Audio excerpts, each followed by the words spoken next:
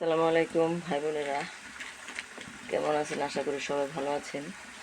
আল্লাহর কাছে শুকরিয়া আদায় করি, আল্লাহ যেরকম রাখছে হাজার হাজার শুকরিয়া। আসলে এই যে বাড়িটা করে একদম ঋণে জর্জরিত হয়ে গেছি।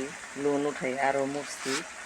এই লোনের কারণে মনে করেন যে আগে ঋণ পরিশোধ করি, আল্লাহ যা খাওয়ায় আলহামদুলিল্লাহ। কিন্তু এই যে ডিম সকালে 4টায় করে চাপড়ি বানিয়ে দিছিলাম, আর এখানে সিম আলু দিয়ে এই 4টা রান্না করবো দুপুরের জন্য। আর পাতাকপি ভাজি করছি, আর এই যে ভাত রাঁধছি।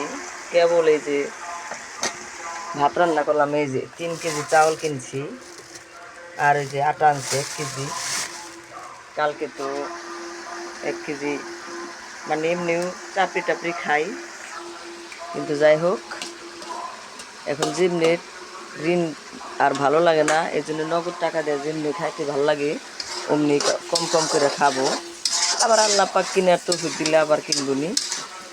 চাউলের বস্তা 25 কেজি করে আনি, যেহেতু কিনা খাই সেই জন্য।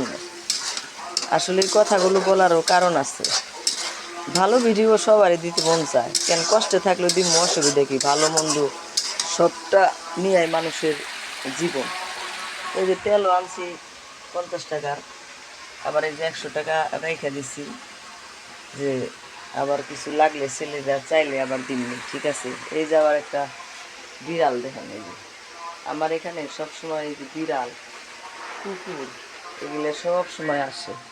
একটা বিড়ালের ঘটনা দেখলাম, আগুনে পুড়িয়ে করছে, কালকে জানি কাঁদছি অনেকক্ষণ, কেমন জানি লাগলো।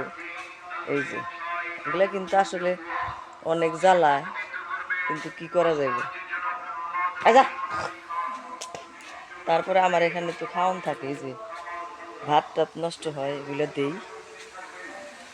তো বিয়ের আগের কথা বলি, বাপের বাড়ি ধান পাইতো অনেক।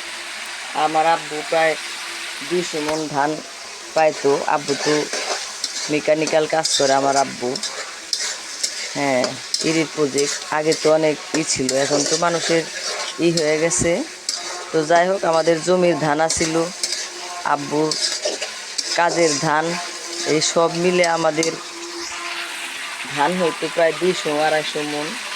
এগুলা মানুষও কাজ করতো, নিজেও সাথে কাজ করতাম। তখন বিরক্ত লাগতো যে ধুরু ধানের আলা বাড়তে বিয়ে বমু না, এই কথা বলতাম।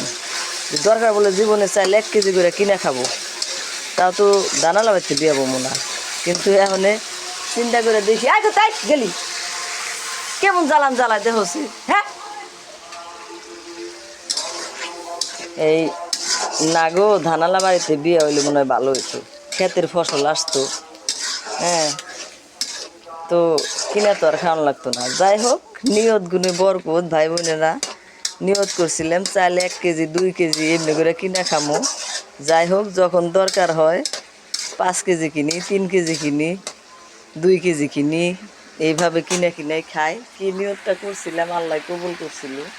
তো ধানের কাজ বিরক্ত লাগে। তো যাই হোক, আল্লাহ পাক যদি কোনো সময় তৌফিক দেয়, ধানের ক্ষেত গিরবি রাখবো ইনশাল্লাহ, আল্লাহ যদি দেয় তৌফিক। তো এখন এই যে এগুলো রান্না করি। তো আমি সবসময় একটা কথা মনে করি, আল্লাহর কাছে শুক্রিয়া। এই যে আল্লাহ যেমন রাখছে অনেক শুক্রিয়া। রান্নাঘরটা তো তাও সুন্দর করে দিচ্ছি। যাই হোক, আল্লাহর কাছে অনেক হাজার হাজার শুক্রিয়া যে ভালো আছে। ওই যে দেখেন, বিশ্বাস তো যাবেন না কইলে, ওই যে কুকুর দেখেন। তো আল্লাহর কাছে শুক্রিয়া, আল্লাহ যেরকম রাখছে হাজার হাজার শুক্রিয়া। সবসময় আপনারা শুক্রিয়া আদায় করবেন, আল্লাহ বরকত দিব রুজি রোজগারে। শুক্রিয়া না করলে বরকত হয় না।